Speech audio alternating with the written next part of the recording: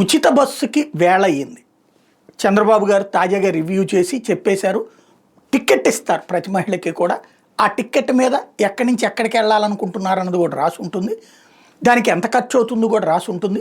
అది రాష్ట్ర ప్రభుత్వం ఇస్తున్నటువంటి సబ్సిడీ అన్నది తెలుగులో మెన్షన్ చేయమని చెప్పారు. తద్వారా పబ్లిక్ ఇదిగో మీకు ఎంత ఫ్రీగా అయ్యింది. ఫర్ ఎగ్జాంపుల్ ఏ ఉయ్యూరు దగ్గర నుంచినో బెజవాడకు వచ్చారు, మీకు మామూలుగా అయ్యే ఛార్జీ ఇట్లాగ 30 రూపాయలు, ఇప్పుడు అది ఈ పథకం ద్వారా మీకు ఉచితంగా లభించింది అన్నటువంటిది అందులో రాస్తారనమాట. 0 అమౌంట్ వేసి ఇది ప్రిపేర్ చేయమని చెప్పారు.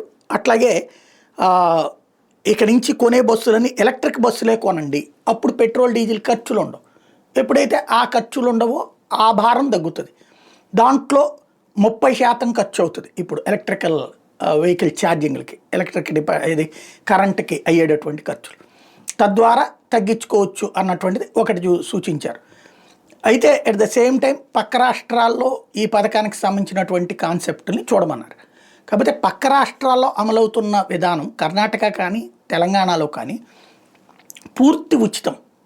అక్కడ ఏ బస్సు అయినా ఎక్కేయచ్చు, ఆటోమేటిక్గా లభిస్తుంది. ఆధార్ కార్డు తీసుకుంటారు, ఆధార్ నెంబర్ నోట్ చేసేసుకుని ఫ్రీ టికెట్ ఇచ్చేస్తారు.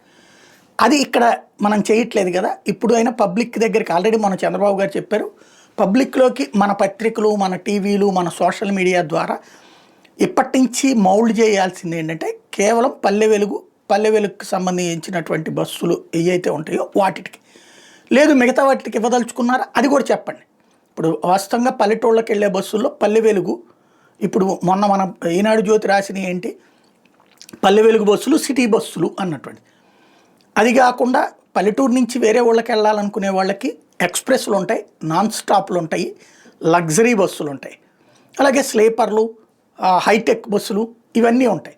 వీటిట్లలో అవకాశం ఉందా లేదా ఆ జిల్లాలోనైనా వీటికి, కేవలం పల్లె వెలుగుకి ఆ విషయం చెప్పండి. లేదంటే అక్కడ గొడవలైనవి అయ్యే ఏది హైదరాబాద్లో మెట్రో బస్సుల్లోకి కుదరదంటే వాళ్ళు ఎక్కి కూర్చుని ఆయన చెప్పమని చెప్పు, వాళ్ళు చెప్పారు కదా మాకు అంటూ అడ్డం తిరిగినటువంటి పరిస్థితి ఉంటుంది. కాబట్టి ఆ ప్రాబ్లం రాకుండా ఇప్పటి నుంచినే మోటివేట్ చేస్తే బెటర్.